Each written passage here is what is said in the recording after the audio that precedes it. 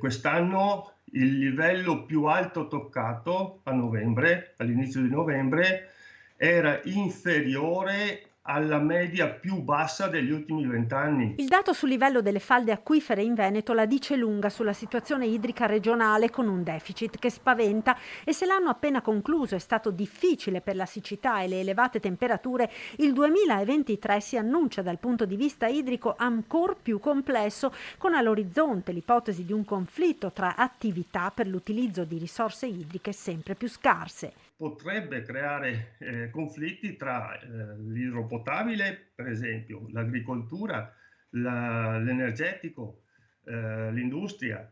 Cioè, quando l'acqua è poca per tutti e questo potrebbe, ecco, innescare situazioni sgradevoli che non eravamo abituati ad affrontare. Una situazione di deficit idrico estesa a tutto il paese, pioggia e neve non riescono più a sanare il deficit dell'Italia, annuncia l'ANBI nazionale.